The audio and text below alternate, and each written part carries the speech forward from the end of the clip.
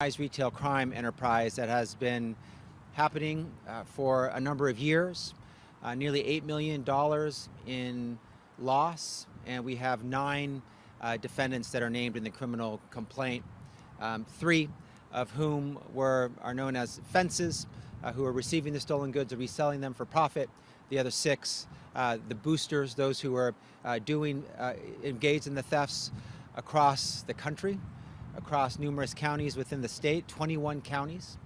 And so we're sharing the information about those charges today. But I first want to say thank you to our partners who we wouldn't be able to be here without.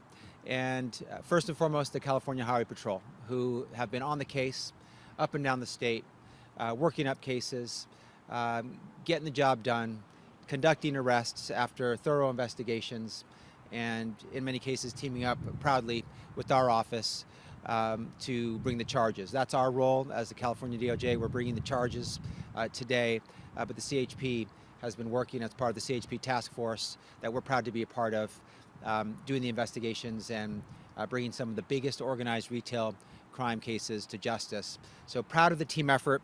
Also want to shout out the Department of Homeland Security, who was instrumental here in the investigation and teamed up with CHP as part of the investigation and the initial arrests. The U.S. Postal Inspection Service was also critical to our work. They cooperated with our investigation as the stolen goods were moved through the U.S. mail system.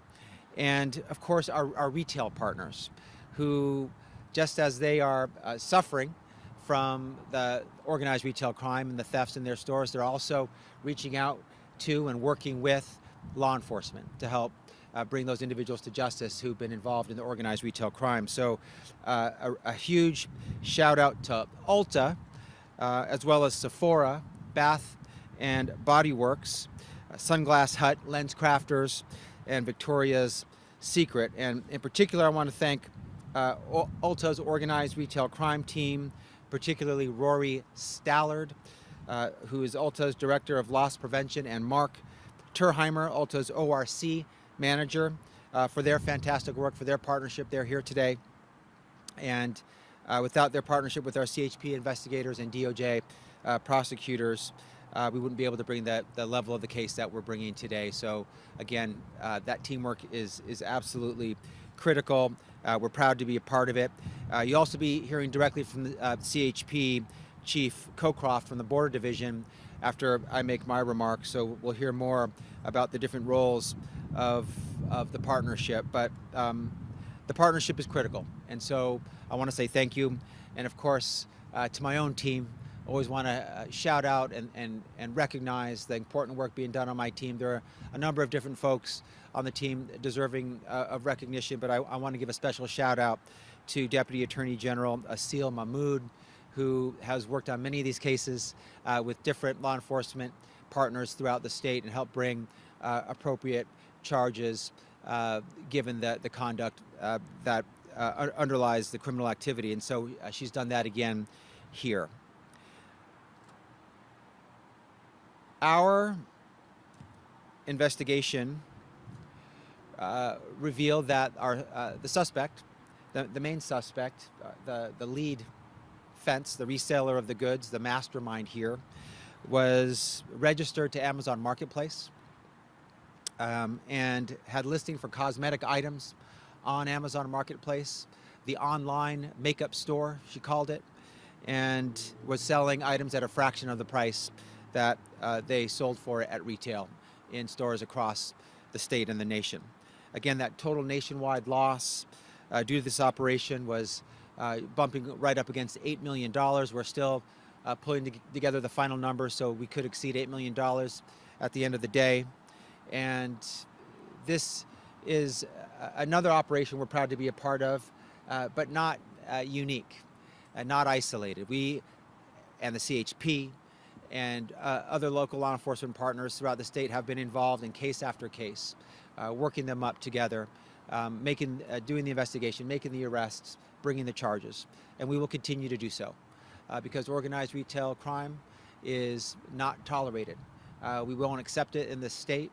We've seen too many brazen, offensive examples of organized retail crime, and we know what the answer is: to arrest people when they commit crime. That's what deters crime. The CHP has done that here with our local law enforcement partners, and we are bringing appropriate charges. So businesses are not going to tolerate organized retail crime, nor is law enforcement, nor am I. And one of the important reasons that we're in San Diego is not just because we filed our criminal complaint here earlier today, but the lead mastermind in this case is a resident of San Diego County. She's been running a multi-million-dollar criminal scheme targeting two of the U.S.'s most popular beauty store chains, Ulta and Sephora, were the main targets for years in outlets throughout the country, reaching out to individuals, telling them what she needed to be stolen, what she would give them if they stole them, and then having those individuals go out to the stores, commit the thefts, and either mail them back to her or bring her to her home, where she resold them again on Amazon Marketplace. And this is a multi-million-dollar criminal scheme. It was complex, it was orchestrated, it was organized.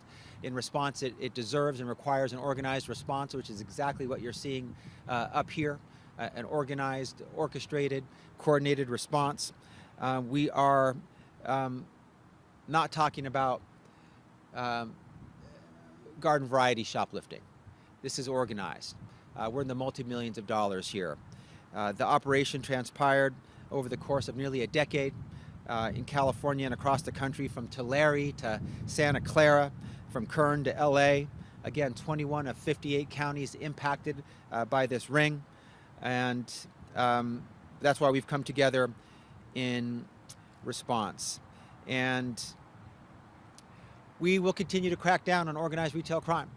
You will continue to see partnership and collaboration, sharing of intelligence and information, and bringing charges until we address the organized retail crime challenges that we're having throughout the state.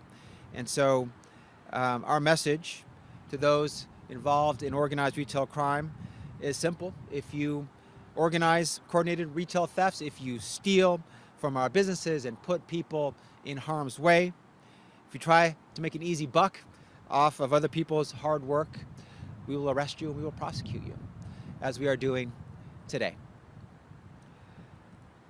This investigation began with more than 230 thefts, 230 thefts at Ulta beauty stores in Southern California, including stores right here in San Diego County. The head of the operation was recruiting primarily young women to enter the makeup stores, commit bulk thefts of specific high-demand makeup products, and then they were sold for profit online.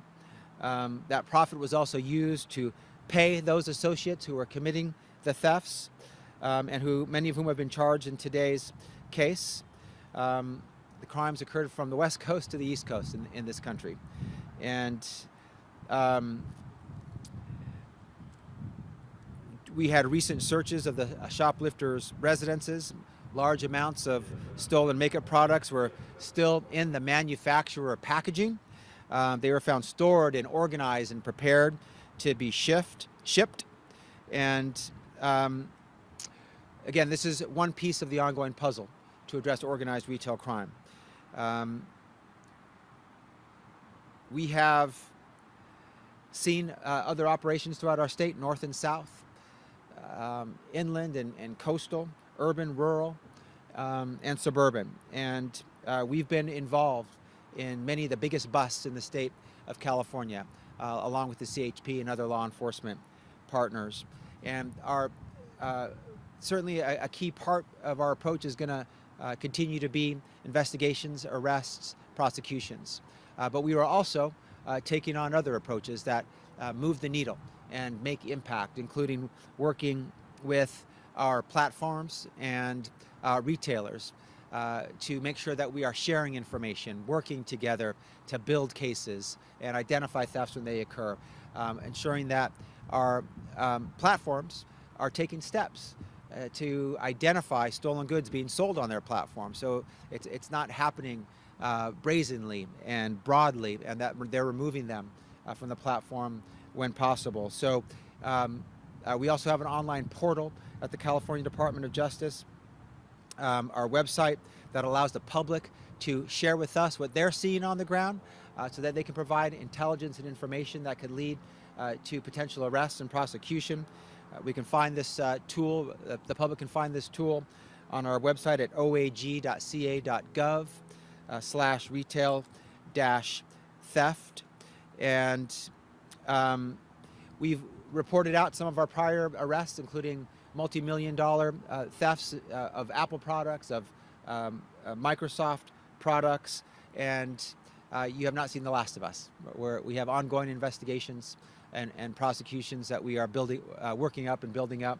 We will continue to make announcements to the public about our progress and our work, and we are going to continue to do everything in our power to protect our small business owners, our workers, our families, everyday Californians and consumers who are rightfully worried about organized retail crime. We hear them when they say it's among their top concerns.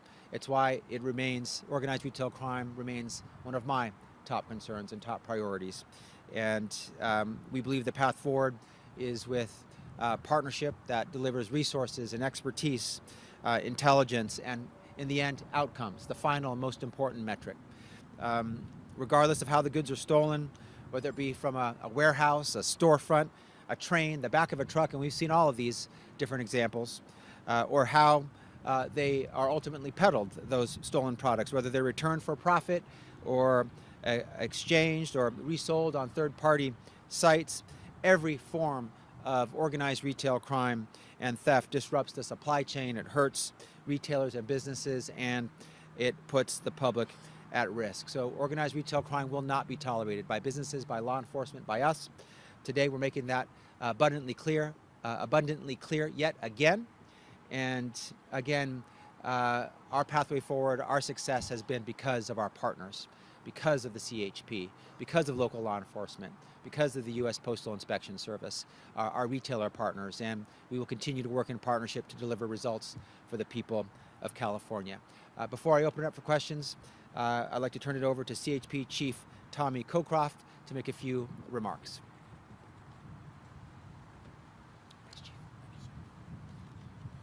Good afternoon, everyone.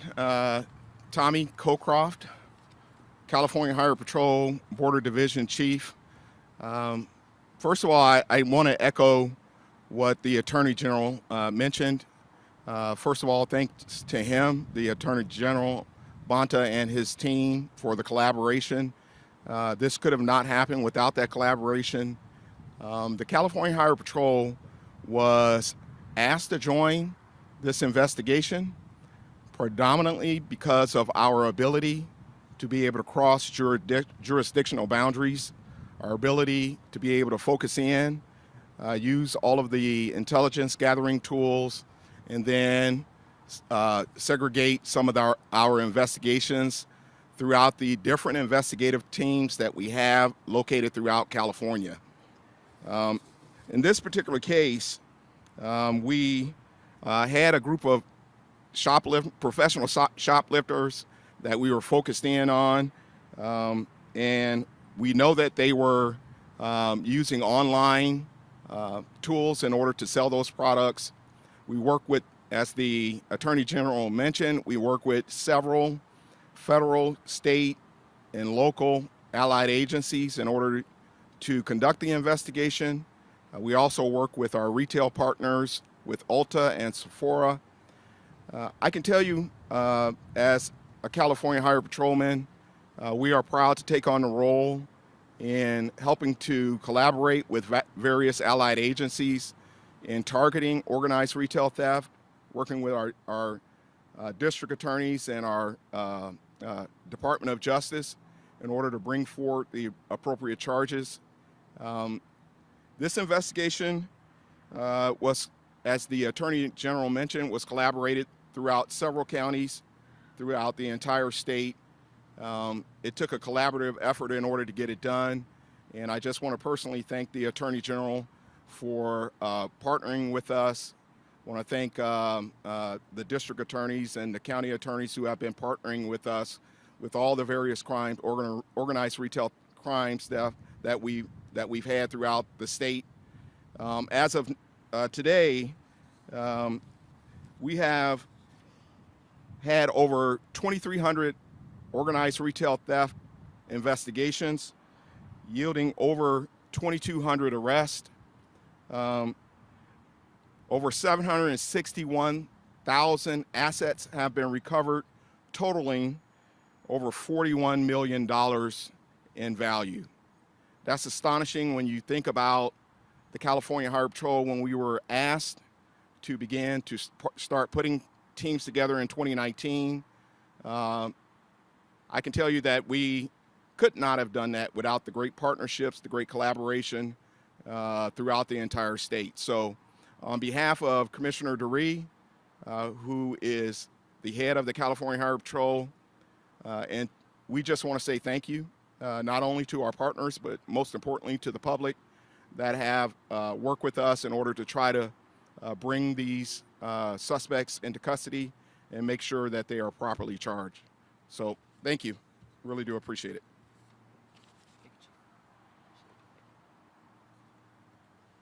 Thank you, Chief. And before I open it up to questions, just one point I want to make. The criminal complaint has 140 counts. 136 of them are counts of grand theft. Those are all felonies. There's 2 counts of receiving stolen property, 1 count of conspiracy, 1 count of organized retail crime. So those are the 140 counts. They're all felony counts. This case is clearly a case of multiple felonies among the 9 defendants, and that's what we've charged today. So thank you for being here. Happy to open up for any questions. If you want to direct your question towards the chief, please specify. Yes, sir.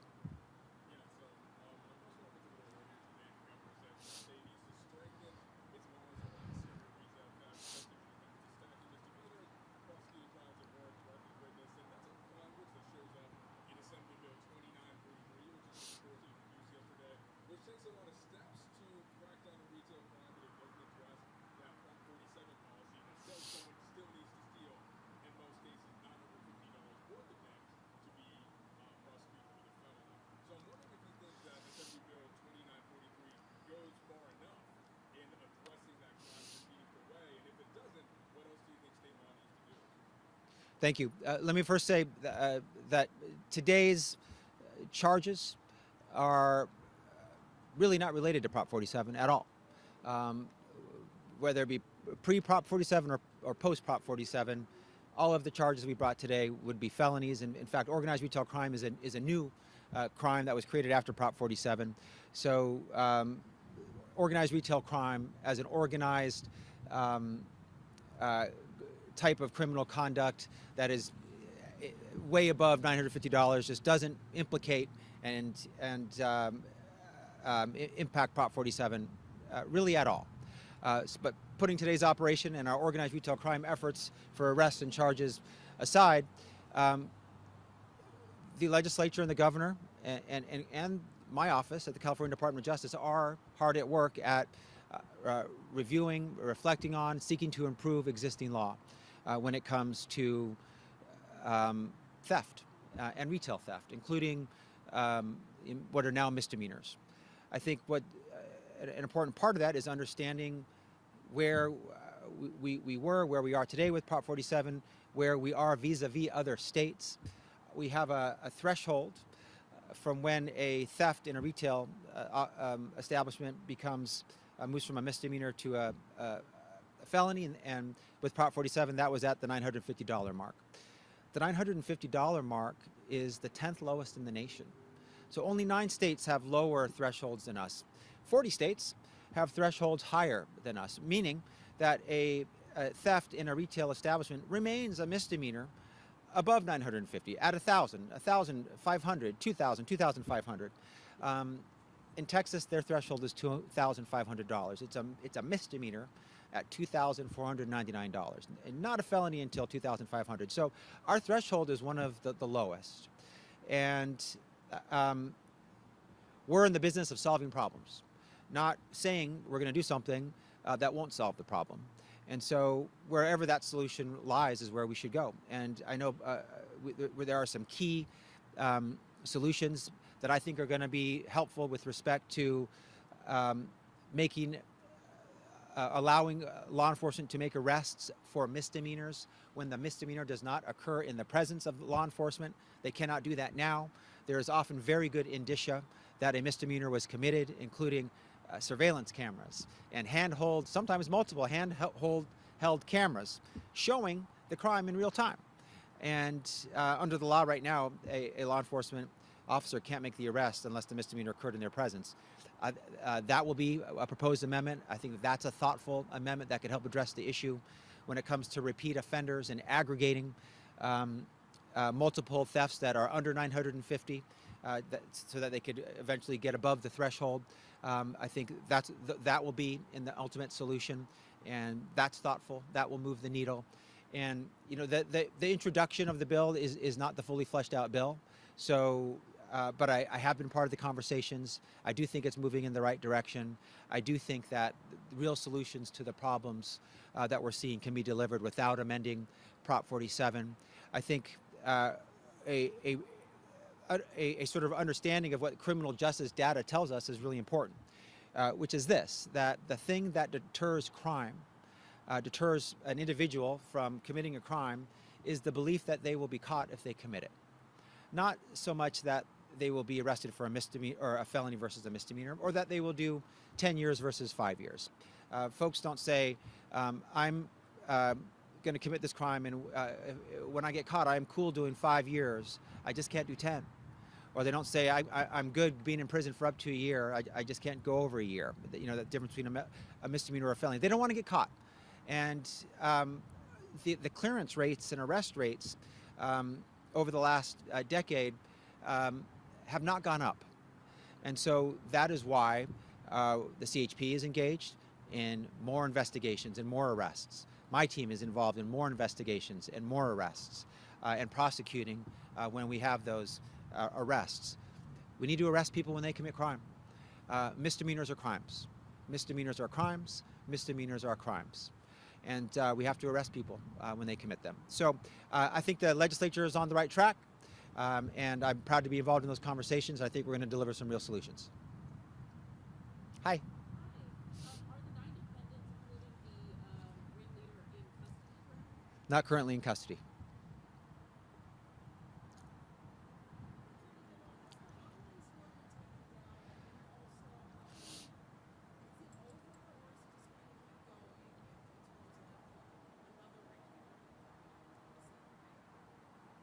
I believe the online store is taken down. We can follow up with some confirmation on that. You know, the certainty and knowledge that this was a store selling stolen goods is a clear requirement for, or a clear qualification for deplatforming and removal. So they should already be deplatformed by now.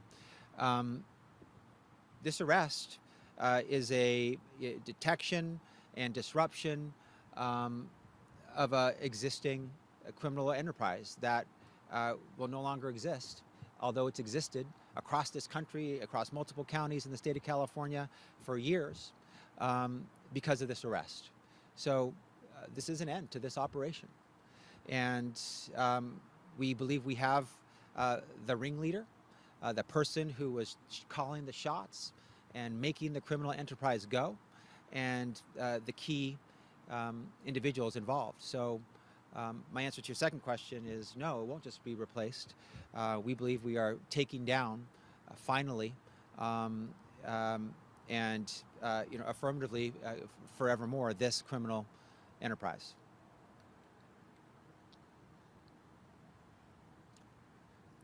Any other questions?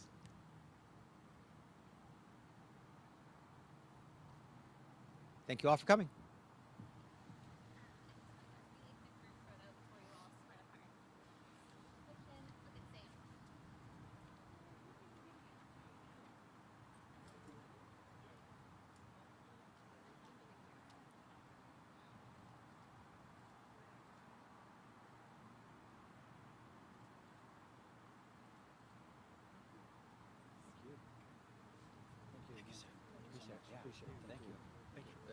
appreciate the opportunity to work with you. Thank you. Sorry what you guys are going through. No.